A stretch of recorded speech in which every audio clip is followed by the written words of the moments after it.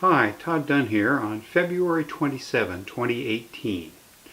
This is a slightly delayed anniversary video for my 2-year anniversary since my diagnosis with chronic lymphocytic leukemia, or CLL. My actual cancer diagnosis anniversary was on February 24th, but since that's my birthday, I pretty much don't think about cancer on that day if I can help it.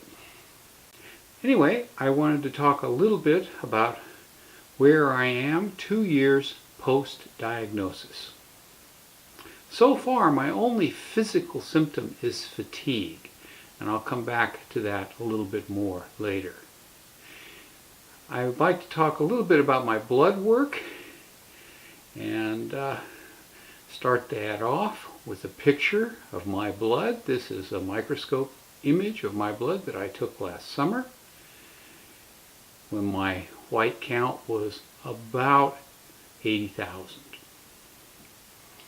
My last blood test was on Friday, February 23rd, and my white count came in at 102,000.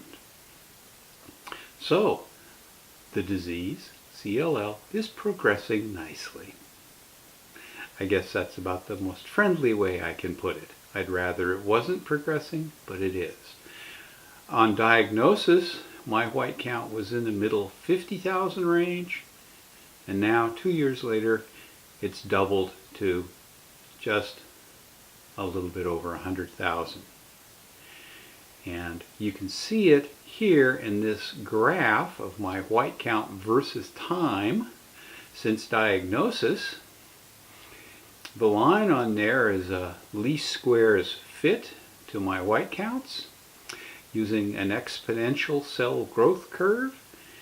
And when you take the slope of that curve, you can calculate the doubling time.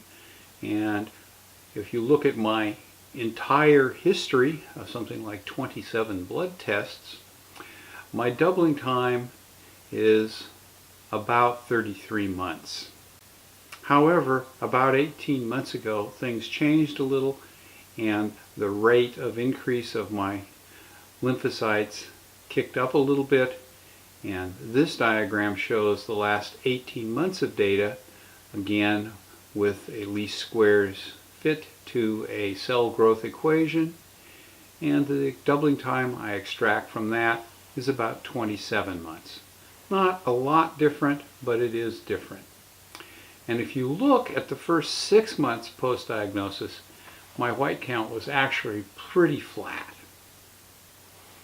As far as the rest of my blood chemistry goes, my hemoglobin has dropped slightly. It was in the below 15 range at diagnosis, and it's been as low as 13.8, but now it tends to hover around 14 and doesn't really seem to be changing very much. It's gradually creeping down, but nothing abrupt is happening, and I'm not anemic really, which is good. My neutrophils were around 1.9 when I was diagnosed, and they have crept down over the last 2 years to a low of 1 last fall, and they hover in the 1 to 1.3 range now. However, I haven't had numerous infections or anything, and when I have had an infection, like last fall I had a prostate infection, and my neutrophil count jumped up to 2.7, which for me is really high, although it's sort of the low end of normal. But there was a response, and in my blood I was able to look at it and see that there were lots of new or banned neutrophils present. So my bone marrow was making neutrophils in response to an infection, which was a positive thing. However, my platelets haven't done as well. When I was diagnosed, I did have thrombocytopenia. My platelet count was 117. And this diagram shows my platelet count for the last 2 years. And if you look at it and ignore the 2 spikes, which I'll explain in a second, my platelet count has been gradually dropping. About 18 months ago, I hit 86. Since then, it's been pretty constant between about 80 and 100, but pretty much consistently below 100.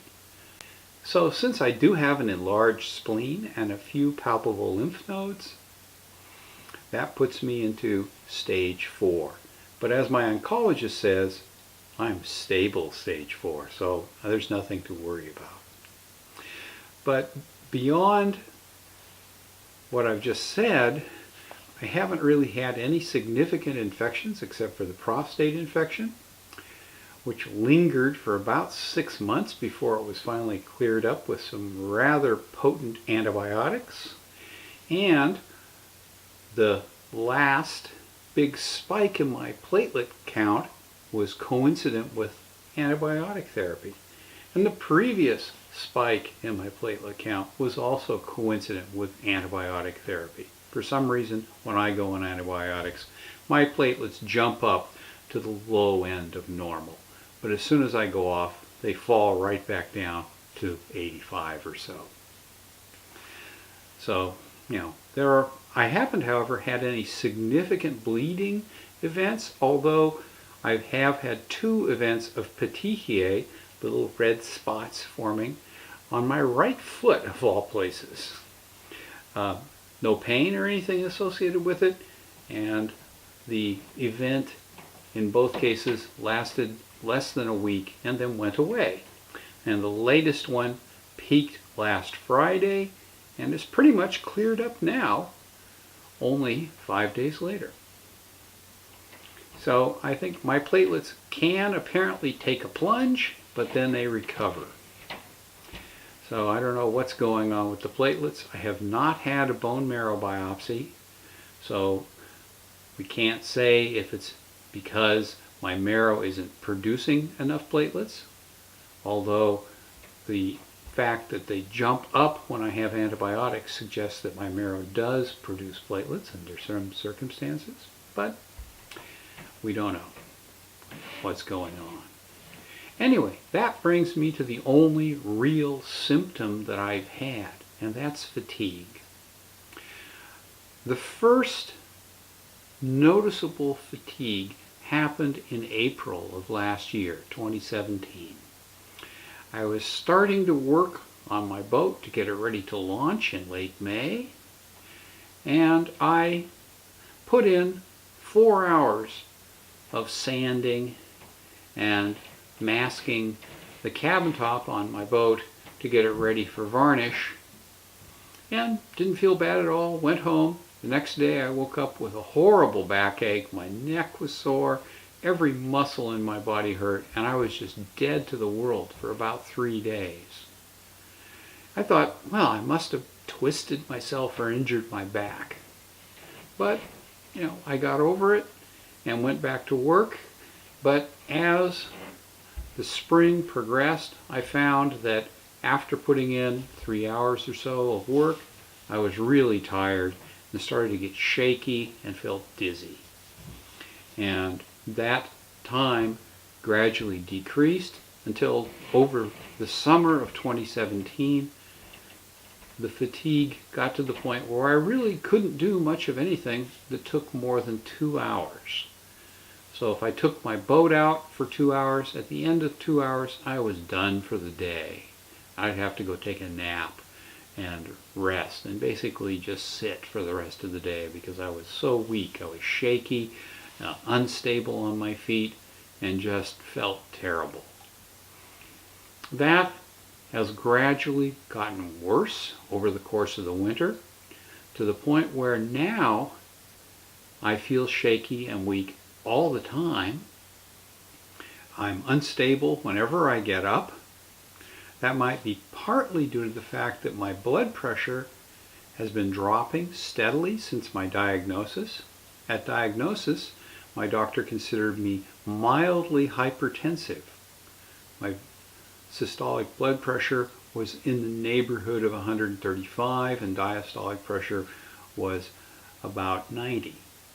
Well, now my systolic blood pressure is about 100 and my diastolic blood pressure is in the 50s. And that's hypotension. So I've gone from mildly hypertensive to having hypotension. And I notice it when I stand up after sitting for a while. I'm really dizzy and shaky, and I really have to take it easy. And basically at this point, I've gotten to the point where if I do anything, and it doesn't have to be something physical. For example, while I'm editing this video in a few minutes, I'm going to start feeling really tired. The back of my neck will get sore, my lower back will get sore, my arms and legs will start to ache from sitting at the computer, from concentrating on something. So basically, fatigue has taken over my life. I can't do anything. I went to the bank today and made a deposit. By the time I got home, I was wobbling as I walked and had to hang on to things because I felt so unstable. And I had to rest for about 3 hours after I got home before I felt like moving around at all. So fatigue, as I said, has taken over my life. Consequently, when I go to my 2-year anniversary visit with my hematologist oncologist next Thursday, the 8th of March, I'm going to be talking about treatment with him because the fatigue has gotten to the point where my life has gotten down to sitting in my rocking chair all the time. And frankly, at 66, I'm not ready to spend the rest of my life sitting in my rocking chair. I want to get back to living my life and doing some things that I want to do that right now I simply can't because I don't have the energy. So that's where I am with CLL after 2 years. I think that unless my doctor is recalcitrant, that I'll probably be going into treatment within the next month. And I don't know exactly what it's going to be. I know what I would like to do. I don't know what his ideas are going to be, but we'll see. So basically, that's where I am 2 years after my diagnosis with CLL. But I should point out one other thing. When I was diagnosed, my white count was in the middle 50,000 range, which means that I had had CLL for a while. And if you think back to the plot I showed at the beginning of this video of my white count versus time since diagnosis, and the equation that I fit to that data, you can use that equation to extrapolate back in time to a normal white count. And when I do that, I come up with the number that I had a normal white count somewhere around 8 years before my diagnosis.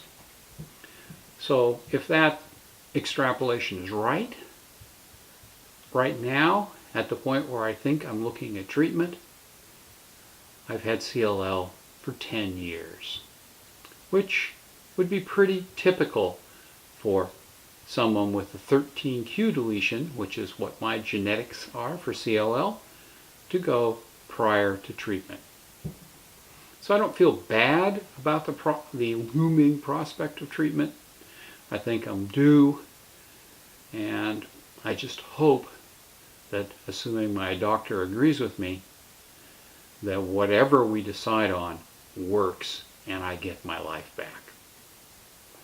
So anyway, that's where I am 2 years post-diagnosis with CLL. I hope maybe my story helps other people to understand their disease a little bit better.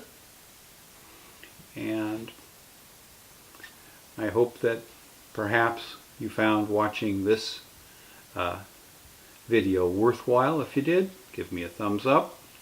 and I will be posting more about my CLL adventure as things go in the next couple of months. Particularly if I go into treatment, I'll be detailing it in videos. Please subscribe if you'd like to get notification of future videos about my continuing journey with CLL. Thanks again for watching.